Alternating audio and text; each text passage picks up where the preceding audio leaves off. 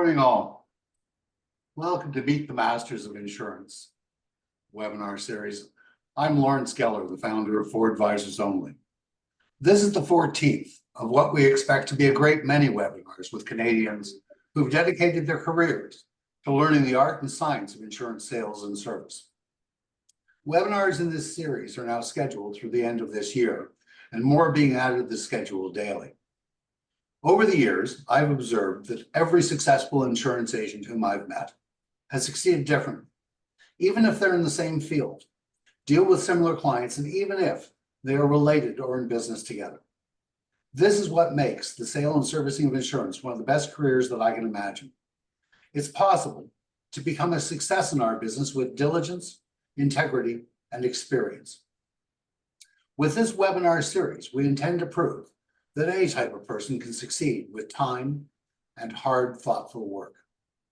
Our goal is to create a video record for each of these masters of insurance so that some of their expertise and experience will be available to anyone who wants to learn from them well into the future. Today, we have Mario Malatesta with us, and Dave Patriarch will be interviewing Mario.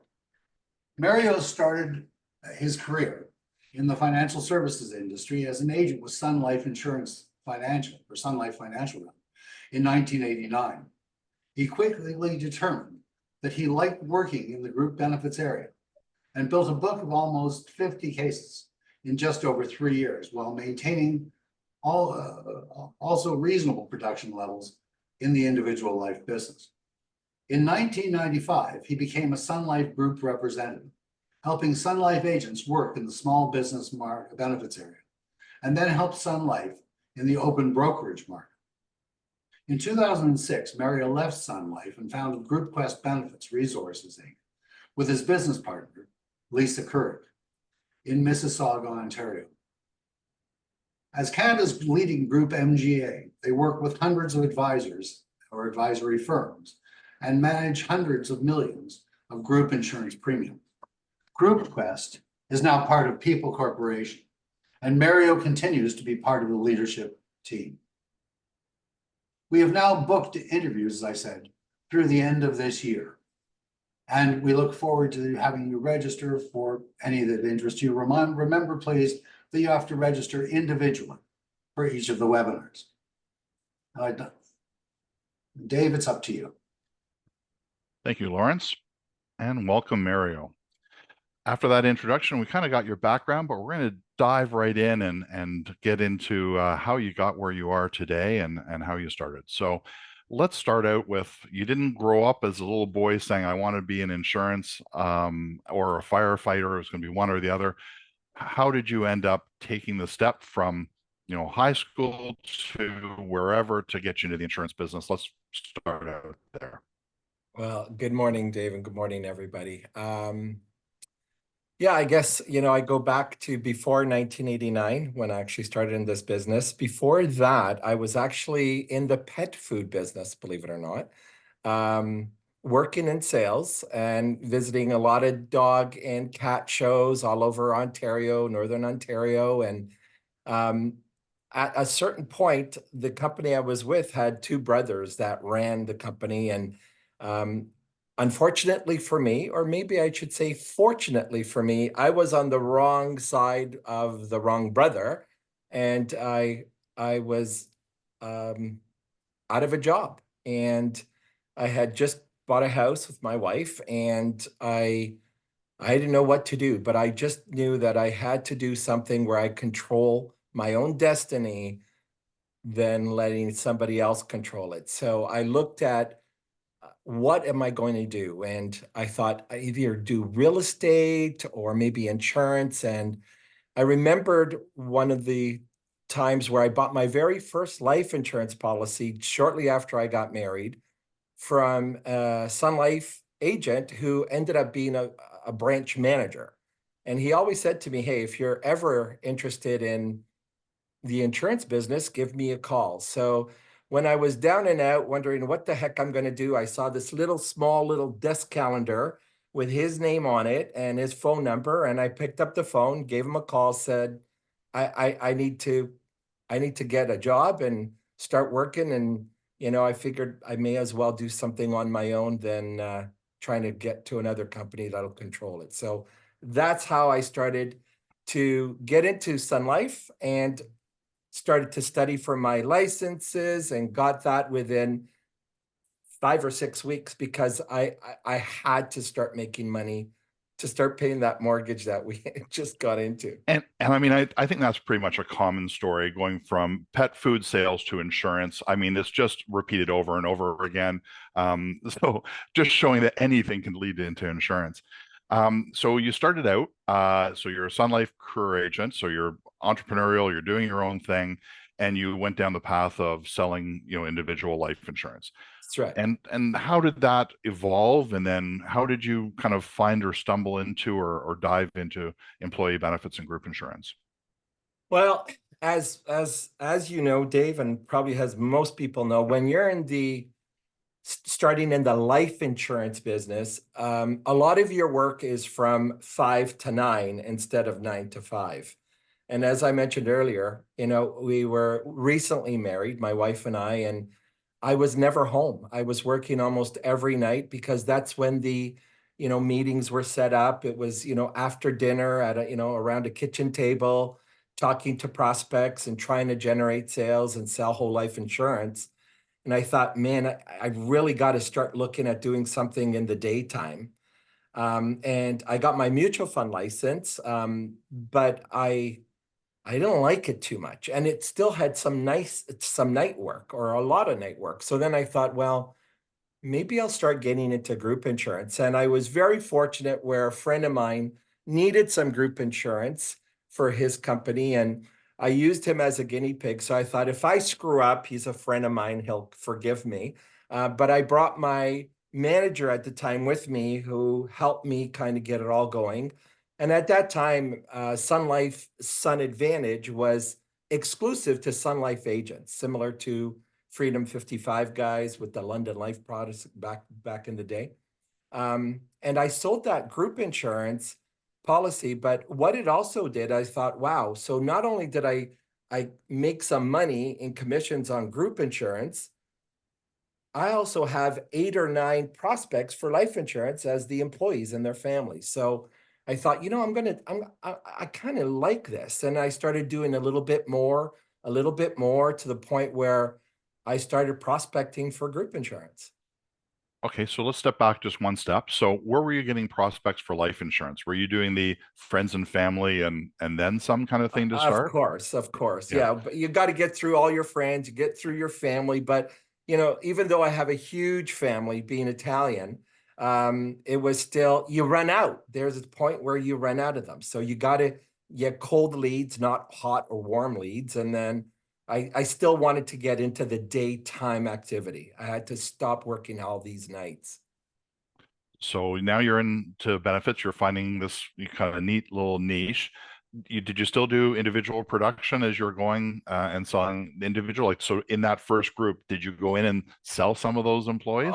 Oh yeah, I had to because I mean, being a Sun Life agent at the time, I still had minimum kind of quotas and sales that I had to meet to maintain my license and my financing because they had financing way back then. So I had to do both. So absolutely, it was, like when you start life insurance and you get prospects, one of the the key things are knowing a lot as much as possible about the prospect. So back then, when you did enrollments, they were paper enrollments and you actually met with people face to face. You didn't just leave it or it was all done online. So, I was able to sit down with employees and, if I were to say to you, Dave, here's a prospect. His name is John Doe. He works at ABC Inc. He makes $40,000 a year. He has a wife and 3 kids, and he has a flat $25,000 life policy. If I were to give you that information, that's pretty huge in knowing so much about the prospect. And that's what enrollment card for a group policy has, all of that information right there in front of you. Yeah, it's fantastic. So now you've got a little bit of an individual block built. You're starting and you're doing your first, you stumble into kind of from your friend, your first policy. So where did that go to next? So how did you kind of say, okay, I'm going to do more and more and more of this, and where did those leads come from? So shortly after I started, there was another gentleman that was working, and we became good friends, really, really good friends. And we thought, hey, he was also interested in the group world as well.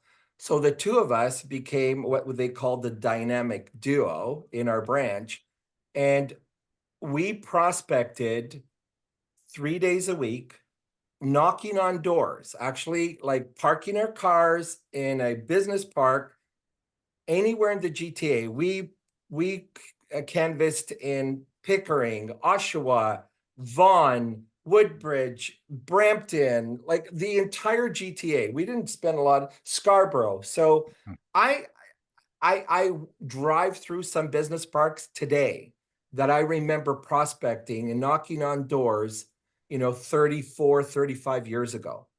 So one of the big questions I get from advisors all the time is, where do you get leads from? Where do you get prospects from? And basically you end up having to create them. Today, there's, all the traditional ways. I mean, we can still smile and dial, make phone calls. We can still knock on doors. We're seeing, we saw a kind of influx of fax marketing for years, and Yeah. and now we've got email marketing. If you went out and did it again today, how would you do that? Would you do it differently? Like, so would you get out there and knock on doors again, do you think? Or would you do it somehow? You know what? I look outside today. It's a beautiful sunny day. It's the, middle of April, end of April, and I'm thinking, you park your car and you start walking around and starting to talk to people on a sunny day. Yes, you get the nose or you might get a door slammed in your face, but that doesn't happen very often. It's people usually are happy to say, especially after COVID, nobody's around, right? Yeah. So, is it something that I would do today? Probably. I mean, at the end of the day, prospecting is gaining leads, some or another, whether you're phoning people, opening up white pages, a Dun and Bradstreet back in the day, what we used to do. But I just preferred walking the streets. And back then it was a little bit easier for me for a Sun Life perspective, because I was able to open the door by saying, well, you might have another broker, but they can't sell Sun Life business. Even though that might be different today, if you're specializing group, I still think that the opportunities are there. There's always someone looking for someone to represent them better or to actually get a new plan going. Yeah. So just to clarify for people, at that point, under 20 lives, the Sun Life group insurance product was only available through agents. That's So correct. you, That's as correct. an advisor like myself, we could not sell that product. You could sell large group over 20, Sun Corporate, whatever it was called, Yeah. but not the small stuff. So that then changed. So you had kind of a lock on the market because people couldn't sell that product. But you, at that time, you could only sell that product. I mean, you Right. weren't kind of quite open to selling other stuff. So how did that world evolve next to change, both with Sun opening the market up to the broker market and you potentially having the opportunity to use the bigger market as well? Well, as Lawrence mentioned at the beginning, like I did that. I actually wore out 2 pairs of shoes. That's how much walking we did. And sometimes we scared the heck out of people because there would be two guys with trench coats walking into a small little office, and they're wondering, what the hell do these guys want, right? But we had to actually stop canvassing because we had so many leads. We weren't actually following up with these leads quick enough, and we were losing them. So we started actually, remember those old Rolodex? Oh All yeah. right. Well, today you kind of put it on. So we would have on our calendar, follow up with this company in May, follow up with this one in August, and this one in December, this one in February. So we knew when they're renewing. So we would catch them again at the right time because they were still in the middle of their renewal period. But So after 3 years and 55 cases, all 55 but one were sold with Sun Life. One wow. actually was sold with Aetna, believe it or not, at the time. Wow. Yeah. So basically you built a database, although Rolodex style. So for anybody under age 40, Rolodex was just a manual database basically. Yeah. And um, you built this database, you're working away on it, you're converting people from prospects into clients. And you're starting to help other people within Sun Life as well. Like you're taking kind of a bit of a leadership role in benefits because back then, like now, there still aren't a lot of group specialists, right? So explain that part, just how you kind of So transition a little bit part, further. yeah, part of being a group rep. So in 95, a role became available, but I became very interested in because part of the branch I was in, I was working on so much group stuff. I became like the group expert within the branch. So even if some of the other agents in the branch wanted to look at selling group, they would bring me with them. So I was kind of starting to train them and others to the point where the opportunity came out in a opening at Sun Life as a group rep working with Sun Life agents, So, and so now I you're jumped switching all from, over it. yeah, so you're switching now from an entrepreneurial, self-driven role to an employee again. So, Yeah, so that yeah, that promise you made yourself of, I'm never going to work for anybody again, you threw that out the door. You, using new term, tech term, pivoted, and you went, okay, here's another neat opportunity, and became an employee, and again. became an account exec. So, you did that for a while, and how did that kind of work out? Because now you were, well, correct me if I'm wrong, you became an account exec at the same time that it became open to the broker market. Is that right? Or around No, then? I Oh, became an account rep 1995, and around 1998, Sun okay. Life opened up Sun Advantage to the wider broker market. So from only Sun Life agents pre 98 at 98 and on, it opened up to any advisor that wanted to work with Sun had access to that Sun Advantage. They remarketed it, rebranded. That's when they renamed it Sun Advantage, and then it just blew up. So yeah, what did that look like? So you now have 100,000 licensed advisors across Canada. Obviously, not all selling group, but a lot. And all of a sudden, you're the new product in town. How did that kind of affect you as the account exec and on the inside, and as far as flow of new business and everything? Well, sometimes I think sometimes you need a little bit of luck, Dave. Yeah. Sometimes you just do. But And have you ever noticed the luckiest people are also the hardest working people? Just saying. yeah, it's true. It's true. So I was really at the right place at the right time, and I was fortunate enough to work in the GTA, stay with the southern part of Ontario, which is the Greater Toronto area. And Sun Life had the name. Sun Life had thousands of advisors that they were all working on the large group side that I would go out on calls with the large group reps being introduced to all of these firms and advisors.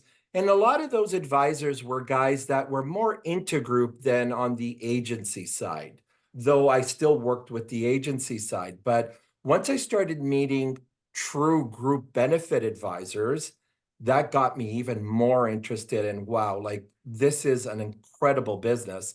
But it got to the point where myself and a couple of other uh, group reps in our Toronto office, we were, I personally was selling a case a day. Like one year, I did over, I think about 390 cases in one Wow. year with Sun Life. So it was shooting fish in a barrel, buddy. It was like, Yeah. it was Not a bad place to be. make hay when the sun is shining, right? Yeah. So So that went on for a while. And let's stick to that for a second. So while you're doing this, the volume is coming in, you're learning a ton. Where are you learning it? How are you educating yourself more about benefits? Because I mean, it's not a specialty that is taught a lot. I mean, the old London Life Freedom 55 school and Sun Life Career Agency system and so on had some good educational content, yeah. but there's not a lot of it out there, or there hasn't been kind of over the decades. How did you teach yourself? How did you up your skills and your value to your clients, whether that was working with other advisors or working with, clients direct and going forward? So I love the question because I'm going to actually take you back a little bit into my agency side when Sun Advantage or Sun Life Small Group, it used to actually be called 3+ at the time. Yeah. They had a training course for group insurance. And I took that course.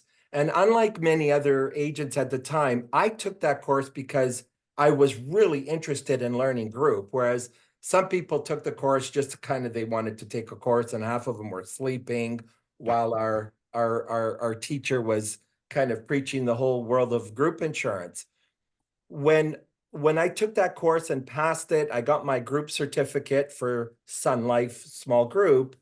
I, as a third or fourth year as a group rep, I took that same training course, and as a group rep for small group, I actually made it much more detailed, a lot more sophisticated, so that it got into the trenches of group insurance. And I helped design that training course and then pass that on not only to the Sun Life agents and branches that I was visiting, but also to some newer advisors that were interested in working in group that weren't necessarily Sun Life agents. So how much content was there? Like right now in Ontario, for example, when you do your licensing, or I guess Canada, I mean, the attention paid to benefits is maybe 10 minutes, right? Like Nothing. it's Yeah, almost nothing. It's, that's right. life, living benefits and Right. investment stuff. Was this, like an afternoon? Was this an hour? Was this days? What did group school look like back then? The original group school was, I think it was like maybe 4 or 5 sessions, 1 hour a week for about 5 weeks. And then they actually had an exam at the end of it, believe it or Yeah. not. Nobody failed. Nobody failed. They made Great sure everybody teachers, passed. great teachers. As long as you went to the classes, everybody got their certificate. But like I said, I took that same training course and expanded it probably 10 times the size and details that were in it, like really getting into each product line, LTD, offsets, short-term disability, medical, and a large amount pooling. So it just got from very basic to a lot more intense. And then of course there's the SEEBS courses and the group benefit courses on the SEEBS that I think anybody that specializes in group insurance should have at least the group benefit part of SEEBS. Yeah, the GBA portion of it, if it's still GBA, called that. correct. Yeah. That's it. That's right. Okay, so now Sun Life, account exec, open market, going crazy, trying to keep up with everything. And then in 2006, so you've been doing this for about 10 years in one form or another, 11 years, you say it's time to make a change again. First of all, why would you look at making a change? Because it sounds like you said you're making hay. The money is flowing, the sales are coming in the door, your bonuses, you're maxing out, I'm sure, all over the place. And just to give you a perspective, back in the day, the bonus structures of insurance companies were changing fairly often. And They were big. and I remember at one point, I think Canada Life, the lowest rep got a $200,000 bonus. And then the next year they changed the entire program. But what kind of evolved there? Like, I mean, why would you not walk away, but I mean, from this golden goose, what drove you to the next phase of your career? Well, what happened in 2006 was started in 1999. And that's when, as I worked into the brokerage market, I met an old fella.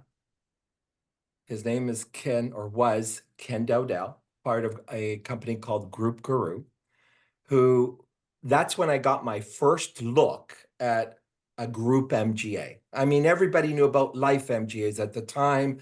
They were growing. There were life MGAs all over Canada, but there were really no group MGAs. It wasn't even heard of. But this guy kind of.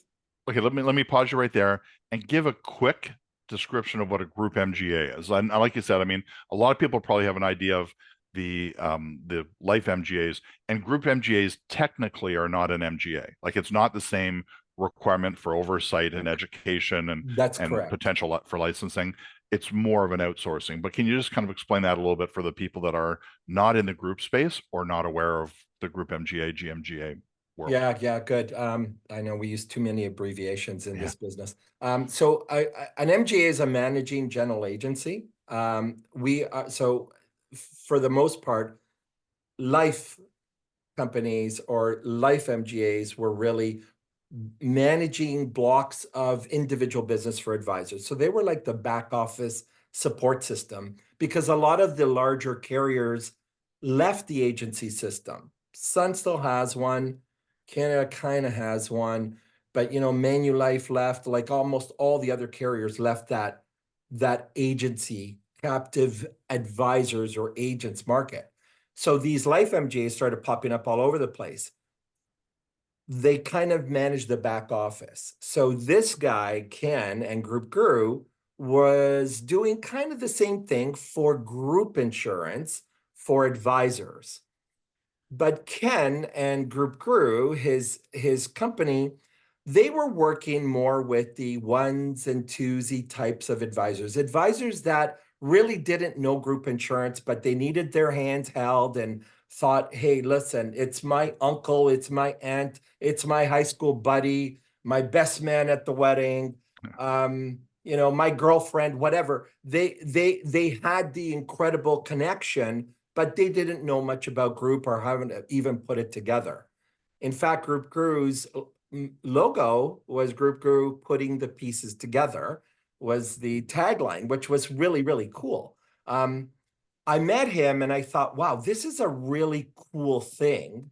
But as I got to know him more and more, and looking at this, in 2004, I actually became a director of Sun Advantage for Canada. And that's when I thought, okay, am I going to still try climbing the corporate ladder or really keep looking at this opportunity? But that's where I met Lisa Curic, my business partner. And I thought, if we could really scale up reports and you hire really great group-minded people to work with really good group-minded people, we could build an MGA for group people, not the ones in twosie, not for the guys that don't know what they're doing, for the people that really know what they're doing. But let's take all that back office pressure off of them, that paperwork, going to market, like anybody could do that. So if these great group people could spend more time doing what they do very well, build relationships, grow their block, give advice, consult with clients, get more business, take a little time off, take a vacation. Take a vacation without worrying what's going to happen with your groups while you're away for 2 or 3 weeks. So I thought, I said to Lisa, I'd rather work with 10 advisors that have 100 cases each than working with 200 advisors with 1 or 2 cases each.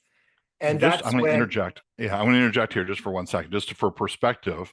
To this day, almost 50% of all cases sold each year in Canada, group benefit cases, are sold by advisors who do 1 case or less a year. So that marketplace of people that are part-timers that do the individual life living benefits investments and stumble across a case, that's still half the world in our world, which is terrifying. I mean, in a way, you think about, would you go to a mechanic who only worked on 1 car a year, or a doctor who only saw 1 patient a year? But that's how benefits works.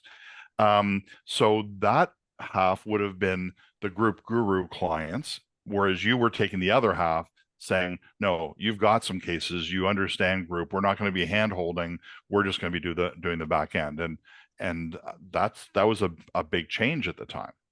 It was. And it started to raise a lot of eyebrows because, well, somebody like you, Dave, you might say, hey, I'd like to work with GroupQuest, and you might get somebody saying to you, why would you work with a GroupMGA? You know what you're doing.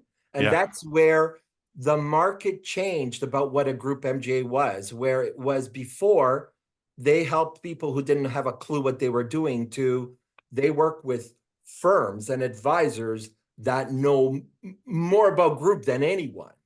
So 100%. So now let's just shift a little bit, because we're kind of talking around a topic that I want to kind of address a bit more, and that's specialization. Because what you've really done is you're saying, I don't want the generalist as a client. Group Guru did that well. They grabbed the person who did a little bit of everything. You're looking more for the group specialist, the benefit specialist, somebody who's kind of got some experience, got some cases, knows what they're doing, just maybe is tired of the whole hassle of hiring and rehiring, and somebody goes off on mat leave or on sick leave, and now you got to backfill and all that stuff. So you're going to take away that pain point.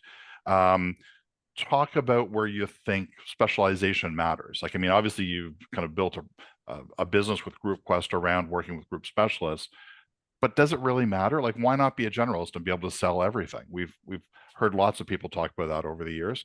What do you see a benefit in, being focused or hyper focused on a specialty? I absolutely do. If you go back about, even 2 decades back in, 20, 30 years ago, everybody was a generalist. Like at the time, I do everything. I do group, I do RSPs, I do mortgage insurance, I do term, I do whole life, I do disability. Like everybody did everything, right? But the world changed over the last, probably the last 10, 15 years. The consumers become a lot smarter. They don't want a generalist. They want to deal with a specialist. So you started seeing more firms where they have a life insurance person, a group insurance person, a pension person, 3 different people, not one person representing all 3. Yes, it's possible where one can be an expert in 2 or 3 different sectors. But for the most part, the consumer is driving this, where they're saying, no, man, if you don't know what you're doing, I'm not working with you. I'm going to work with people who can advise and direct and guide me the right way. So becoming more partners and consultants and advisors rather than order takers and just making a sale. 100%. So as we're kind of going down that road and we're talking more about specialization and stuff, we had in the past the career agency systems that were doing education. We've kind of got more going on. I know when I started, the insurance companies had kind of stopped educating a little bit. So starting out from scratch in this business, I was a sponge for information, like a lot of people, and I would reach out to every group rep with a million questions. And I mean, I'd be, okay, why did you do this? Why didn't I do this? How come I should have done that? I tried to get signed up for every, product launch seminar. We didn't have webinars in those days, but, and so on. Like, what do you think about kind of the whole education thing and where you get it, how it shapes you and everything? Because, you talked earlier about, the generalists and everything, and a lot of people were taking the old Sun Life group course just to get either the CE credits or just to say, yeah, I did it, to keep their manager off their back. Right. But like when people are actually like hungry for education, we're still kind of got a bit of a vacuum, I think. Yeah, Dave, you run the CGIB, and you know how supportive we are, not just 100%. From GroupQuest, but even when GroupQuest was acquired by People Corporation, and I'll get into that later. But in order for a specialist to truly be a specialist, it's not just learning once and then you got it. Like, we have CE credits that we have to continue to educate ourselves in Ontario and most other provinces, where you have minimum hours that have to be fulfilled to continue your education. And I actually did a presentation in my office yesterday on ASO, because we work predominantly in this small to medium-sized business. So we don't do a lot of ASO, but it's still something that people need to know and learn. ASO is administrative services only. Usually firms a little bit larger, let's say over 50, 100, and over several hundred for sure. That's how most of the cases are structured. Just That's a funding right. model. Yeah. And I was saying to them while I was doing this kind of short, it was more of a small little lunch and learn that we sometimes do, once a month in our office. So we've believed in training and educating from day one. I'm a big fan. Like we'll pay for somebody taking SEEPS courses because we believe, and you know how much we believe in sponsorships of group benefit related education like CGIB, because I've always been a fan. I mean, I started my career training, my group rep career, training other advisors in group insurance. And it's something that, as I mentioned, the Let You Learn I did yesterday, I've been doing this for 35 years. I don't know how long you've been doing it, but, and 28. you and I, we talk about all the time. We still learn things every single day. There's still some I'm going, wow, I didn't know that. And you learn as much when you're teaching as when you're in the audience learning. Like that's the part that amazes me. Every time I get up on stage or before a group or before a screen, you learn from the feedback. I mean, I'm learning about you, and we've known each other for 15 years or so. And just through this exchange, I'm like, oh, I didn't know that. I didn't know this. It's funny. There's two quotes I steal all the time. One's from Rob Crowder, who's actually going to be, I think, upcoming part of the Masters of Insurance, Meet the Masters. He says, some people have 1 year of experience that's been repeated 30 times. Other people have 30 years of experience. So, which is good. And Lawrence uses the line, it's better to be 1 mile deep and 1 inch wide than 1 mile wide and 1 inch deep. So like, have that depth, have that specialty. And I think that's great. And there's just kind of so many benefits out of all that. So let's kind of get back to kind of maybe the last chapter of maybe the bio part. So GroupQuest is launched. You've figured out this niche where you're going to now become an entrepreneur again and start up this business, working with advisors in the benefit space.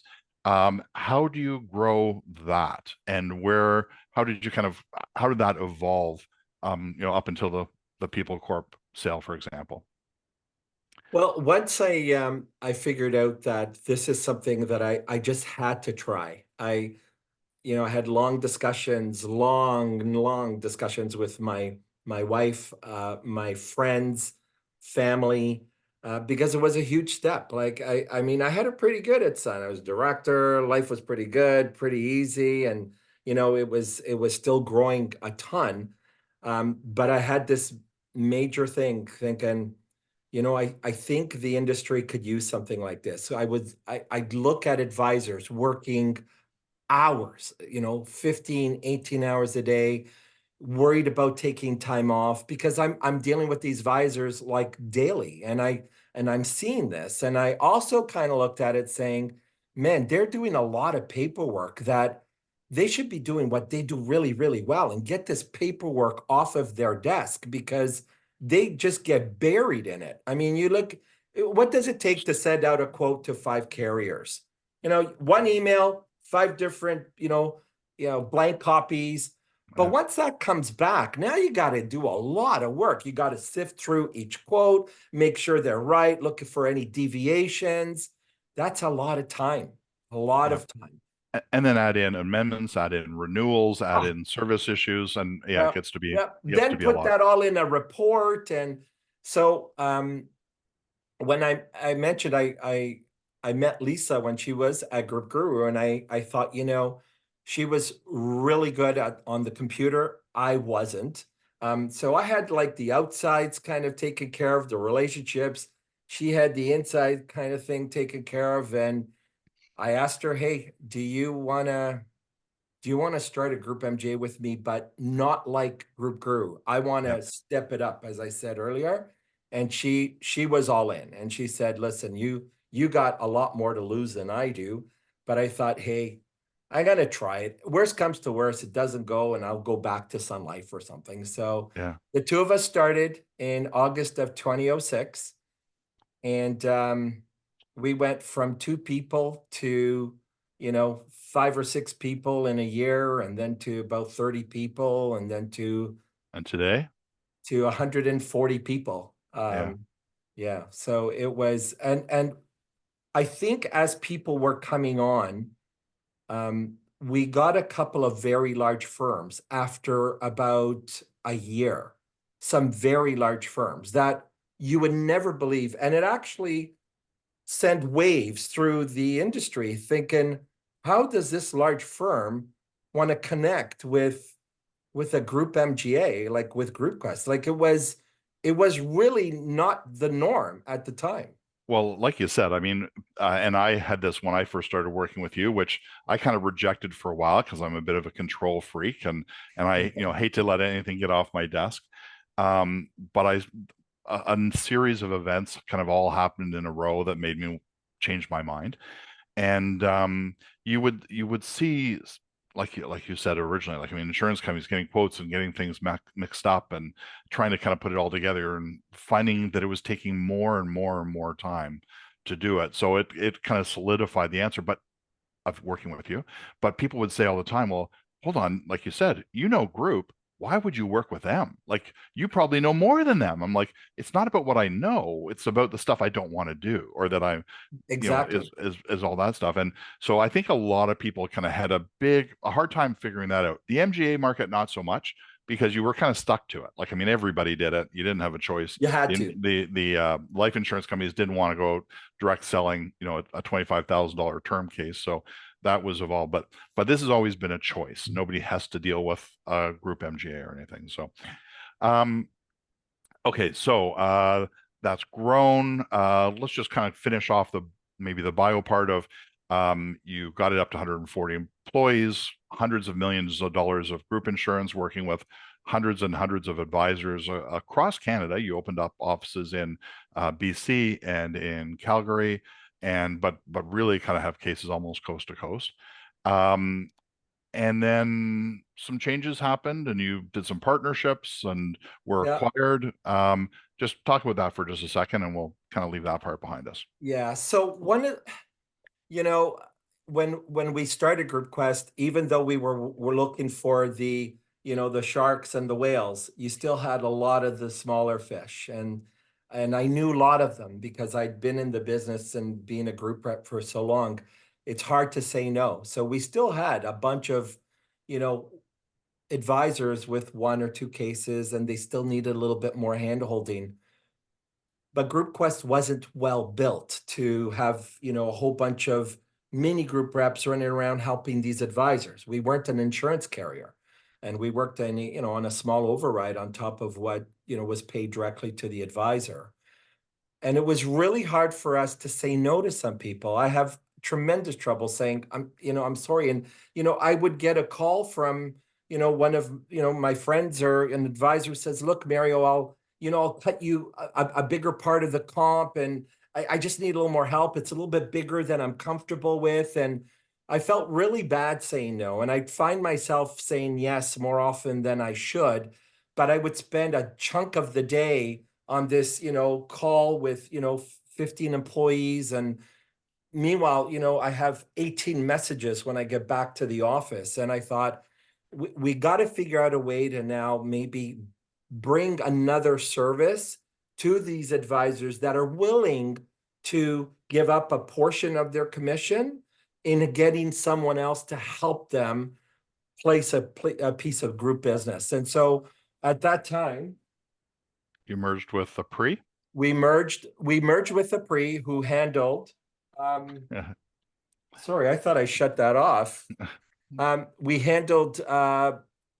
worked with Apri, who, with advisors who needed help, we thought, hey, we have now every solution. If you're small and you don't want to learn in group insurance and you don't care to learn it, but you have the relationship and you have the actual contact, we're going to get you guys some help. So let's go back. So that was kind of the old PPI model as well, like kind of doing a 50-50 commission split. We'll handhold, we'll come to meetings with you, we'll educate you before and educate your client too.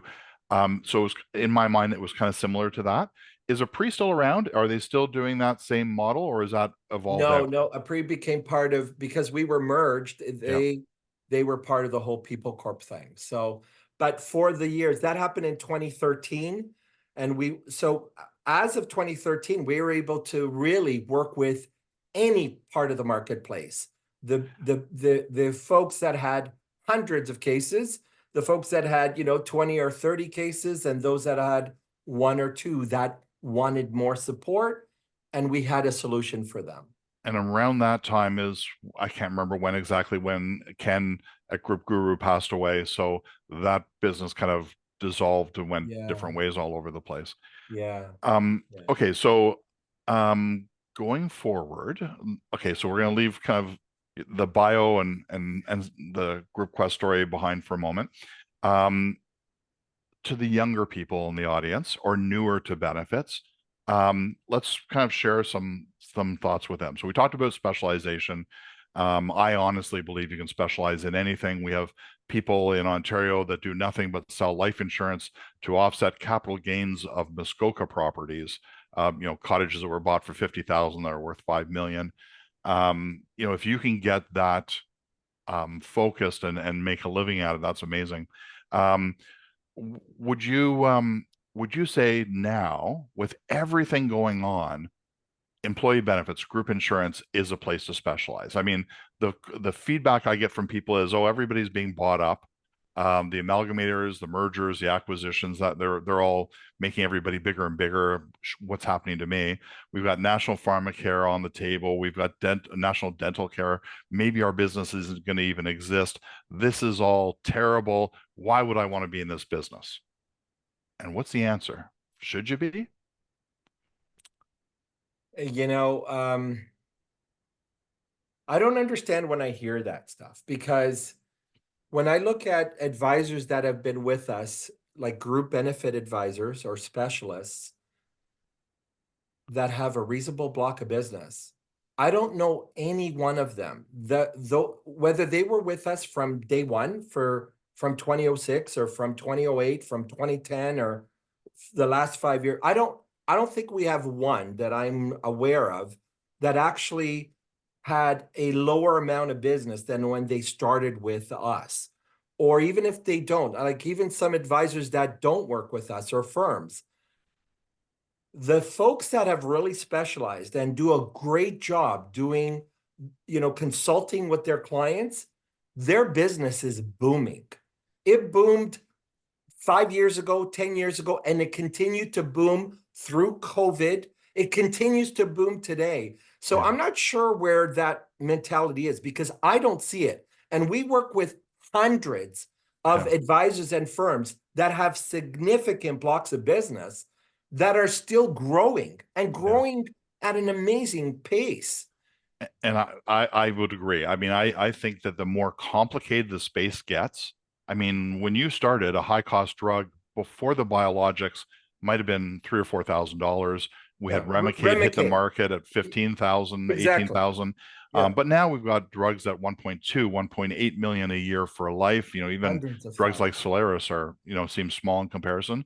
And in 2025, 26, we're going to see gene therapies coming in at $2 or $3 million. $1 million. Yeah. So it's a one and done, kind of like Hep C drugs. But I mean, as you see more of that, the value of advice becomes bigger, and trying to navigate all this. Like, we get calls all the time from, an advisor out west that says, hey, I've got a client and they're saying maybe we should just drop our dental plan and let everybody go on the national dental plan, but not really understanding what that would mean and how little benefit there would actually be to the employees once that happened, if they still qualify and so on. So having that kind of value add is huge. And I agree. I think specializing now is more important than ever. Yeah. And I would like to add something that you and I worked on about maybe 3 years ago. I'm not sure exactly, but if you look at the specializing in group benefits, but also how commissions has worked over the last few decades. So if you look at, everybody knows the old Crown scale, right? 10, 7.5, 5, 3, 2, right? It was like 10 on the first 10, 7.5 on the next 15 or 25. But that scale was, and it's called the Crown scale because it was based on a Crown Life back in the day, about 45 years old, did not change. And you and I worked on a new scale, and we kept it exactly the same, 10. Same style, yeah. Except we increased and we brought the premium from the 80s to the 2020s. Yeah. And so if I look at not just how business has boomed and acquiring more clients on the specialized advisor and benefits, but they're actually making a little bit more money than it used to pay, because I do still believe the consumer, the employer, policyholders, they will pay for it. When Yeah. they're getting proper advice and proper guidance, they don't care that you're making the flat 5 or 6 instead of the 3 that might be the norm, or the 4. Well, and quite often the experience is actually going to save the money. So, as an example, when we saw things like Hep C drugs, the employee benefit specialized realized those drugs are cures. So they're not an ongoing claim, so they should be removed from renewals. So what was going to be a 25 or 30% rate increase all of a sudden becomes a 5% rate increase. You just earned your commission 100 times over. Absolutely. So, Absolutely. absolutely. And that was actually an interesting process, kind of working on that commissions, because at the time, and I worked with a bunch of account reps, account executives with companies, we do not have a set standard for employee benefits in Canada. Every advisor can charge a different amount, pretty much. There are a few limits and rules around changing with individual insurers, but it's not even standard. And we found a lot of people were double dipping. They'd be paying commission and they'd also be charging fee for service and hiding things. And we saw multi-million-dollar cases with flat 10% commission, which is kind of crazy in this day and age. And as clients have become more educated, it's a problem. So because they obviously catch these people, digging their grave, by showing these huge numbers. So, being a specialist to solve the problems, help people understand it, being open, transparent and stuff is kind of all the more important now than ever before. So we're just kind of getting into the home stretch here. Do you have thoughts that you'd like to share with those that are new coming into the space? Again, it could be new people, brand new to the business, maybe following parents or family businesses, or somebody just switching over. Maybe they got 20 years in life and living benefits, or they worked at an insurance company or a TPA, and now they're going to go out on their own. Any advice that you would give them as far as, what to do, how to do it, they might do it better going forward? Yeah, for anybody getting into this business, you could look at just about anything, whether the glass is half full or half empty. And you could, it's times are hard, interest rates are high, or, companies are shutting down, layoffs everywhere. You know what? Don't listen to the news. Shut off the news, because it's all bad news all the time. It's rare that, it makes me laugh where you listen to a news broadcast and, some company laid off 100 employees and another company laid off 1,000, or Tesla laid off, 20,000. But you don't hear about, the thousands and thousands of small little businesses right across Canada that just hired 1 or 2 people here, 1 or 2 people there, 1 or 2 people there. And at the end of the day, there were 10,000 people hired or 100,000 people hired. So there's a lot of business still out there. And I think, I don't think there's a better business. I mean, I know that's a biased comment because we're in it, but what a beautiful business we're in, where we take care of people. We take care of companies that take care of their employees. And that's a good feeling. It makes us go to bed and sleep so well at night, because we really do good. We love helping people. That's why we're in this business. And we want to steer them the right way. We want to do good for an employer, but we want to do good for them to do good for their employees, because of the whole reason they stick around. But are there opportunities today as they were 10 years ago or 30 years ago? Absolutely. In fact, I think there's even more. Well, yeah, we pulled up the StatsCan numbers on small business, and this is as of 2020, the end of 2020. There was 1.224 million businesses in Canada. You don't like that number? No, but no, okay, go yeah. next. I'm So, waiting for the so the large businesses, the ones that maybe are better suited for, let's say, the consulting companies and so on, the 500 plus market, Yeah. there's almost 3,000. So out of 1.2 million, almost 3,000 are over 500. There's about 22,000 businesses in Canada that are between 100 and 500, but there's 1.198. So basically 1.2 million businesses under 100 employees. Incredible. And half of them don't have benefits. Don't have benefits. Yeah. So, I mean, there is a massive market. Like you said, that's where there's growth. And we are seeing more and more. And since the pandemic with home-based businesses starting and so on, yeah, the layoffs happen. And all of a sudden, 5 new small companies are started. And they may start as consulting for the firm they left, but they continue to grow. So, I'll add just one quick thing, because Sure. I know we're running out of time. And you know as well as I do, have you seen the war on talent, employee talent, as much today as you've ever seen in history? Never. Neither Yeah. have I. So now we've got that kind of the triple witching in a positive way. We have small groups growing, which increases commission and so on. We have inflation on benefits. It's going to be released in the very soon future that for 2023, drug costs are up about 7.6%, and dental fee guides are up, 5% on average. There's those things driving costs, and we have more employees demanding more from benefits. So we've seen more enhancements to plans. So, we're having a product that's never been needed more, asked for by more, or used by more. So I think you're 100% right on that one.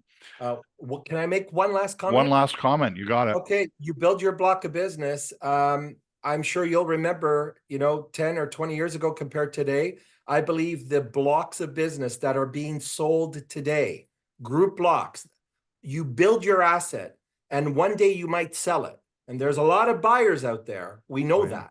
Way more buyers than there are sellers. I don't think the price for blocks of group business has been as high as I've seen today. And I do believe it will still climb a little more. And I don't think that's the reason to build a business is to sell it, but you're 100% right. So Lawrence, I think we're going to come back to you to wind things up for the day. Thank you, Dave. Thank you, Dave. Thank you, Mario. Mario, before you leave, come back. I have a question. For someone coming into the business, would you recommend that they start as a generalist or that they start as a specialist? And how would you recommend they become a specialist if they decide that's for them? I think my opinion is you kind of have to know a little bit of everything to begin with to find out what you really love to do. And I truly believe that those of us that have entrenched ourselves and specialized in a certain business, whether it's individual life, mutual funds, stock or segregated funds or living benefits or group benefits, you kind of feel, I remember having, I felt it all before I thought, wow, it's the group that really turns me on and makes me want to go and get up in the morning and go get more business and help more people. So perhaps it's a little bit of both, Lawrence. Maybe feel out what you're able to sell, because our license allows us to sell lots of different products in different sectors, but then find the one you become in love with and passionate about, and then specialize. And could you speak to, please, mentorship and study groups? Do they have a part in the group insurance world? I 100%. I had a mentor from day one when I got into this business. My mentors did change from one to another over time. But I think if you could have a mentor, it really helps one in their career. And in terms of, learning and study groups, it doesn't matter what it is, whether it's a study group or, digging into a contract, just open up a booklet and read it, the whole thing from start to finish. Because a lot of people, even that are really good in group benefits, I don't know how many can actually say they read an entire contract with the booklet from front page to last page, every word, every section on both items. Okay, one last point then. How do you distinguish between booklets and contracts? Group insurance. Well, we know that sometimes you have a contract and sometimes you have a booklet and sometimes the booklet is part of the contract. So it all depends on the carriers.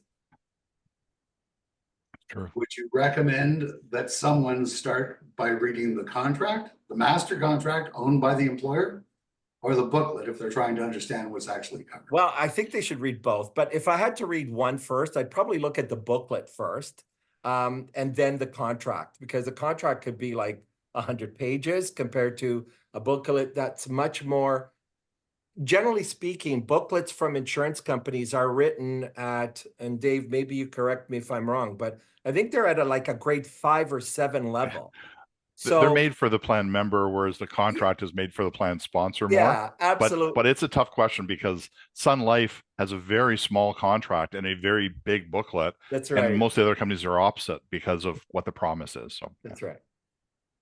That's great. To answer one question that Dave asked during his interview, and that is about Rob Crowder. Rob Crowder's interview is on June 20th, and Julian Wise will be interviewing Rob. Thank you for joining us today, and thank you, Dave and Mario. That's very much appreciated. It's good learning about the difference between the group world and the individual or living benefits worlds when it comes to MGAs. Next week, on May the 2nd, we'll be having Mildred Davis with us.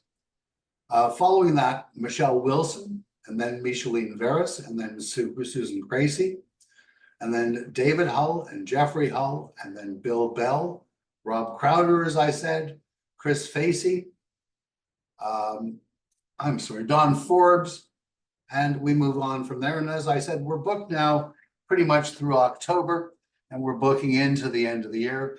We'll be taking a break from the middle of December until after the first week of January, and then we'll be back. I welcome you to join us and for the interviews. At this point, only the live weekly interviews on Thursdays are available. At some time in the future, likely in September, we'll start posting the historical interviews for people to view. But right now, we're trying to make sure that the people who are taking their time to be interviewed and the people who are taking the time to interview have reasonable sized audiences joining them. Thank you very much for joining us. We're 2 minutes after noon, and we'll see you next week for Meet the Masters of Insurance. Have a good week.